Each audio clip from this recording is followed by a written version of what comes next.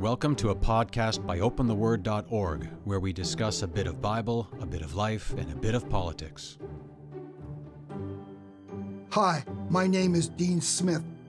Ever since Vladimir Putin invaded Ukraine, he has been threatening to use nuclear weapons if the West tries to intervene in this conflict. In a statement released on Thursday, February 24th, 2022, Putin warned that any intervention, and I quote, will lead to such serious consequences that you have never encountered in your history, unquote. What else could Putin be referring to but nuclear war?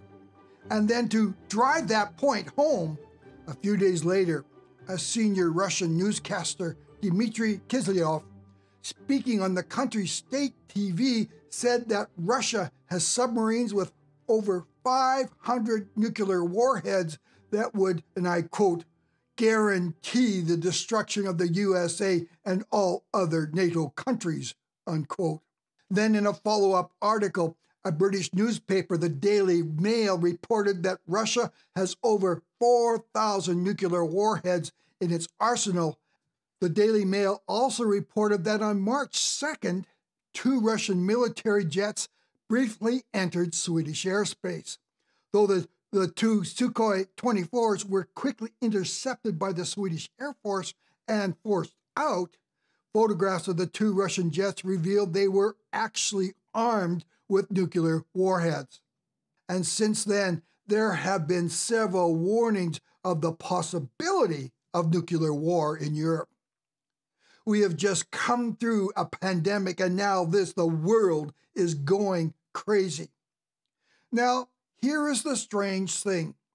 One of the major themes of the Bible is prophecy that speaks of the coming day of the Lord, which is referring to the second coming of Christ.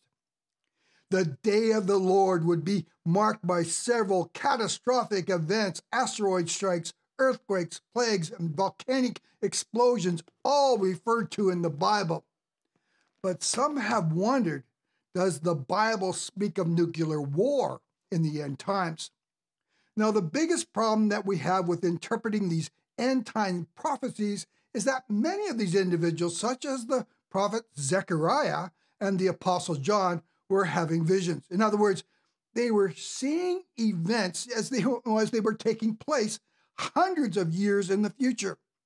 And this required them to find words in their non-technological vocabulary to describe what they were actually seeing. So if they were witnessing nuclear war or a nuclear explosion, how would they describe it when the most advanced weapons of their day was a bow and arrow? In fact, I believe there are several prophecies that may hint at possible nuclear war, and I want to look at just 2 of them. Now, it takes a bit of reading between the lines to interpret what they were saying in the context of their ancient cultures. First, let's start with Zechariah's plague prophecy, and we read, "And this shall be the plague with which the Lord will strike all the peoples that wage war against Jerusalem. Their flesh will rot while they are still standing on their feet. Their eyes will rot in their sockets, and their tongues will rot in their mouths." Zechariah chapter 14, verse 12.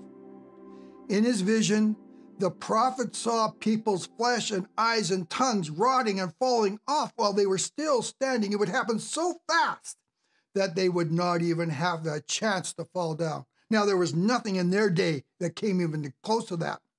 So if he was seeing the after effects of a nuclear explosion, how would Zechariah describe it?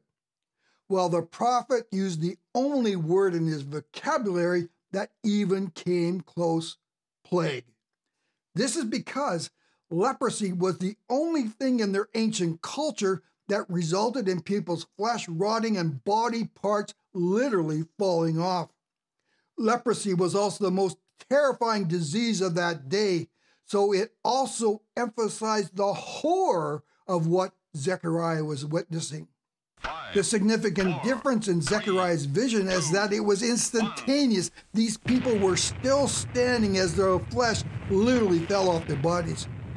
Was he seeing the after effects of a nuclear blast.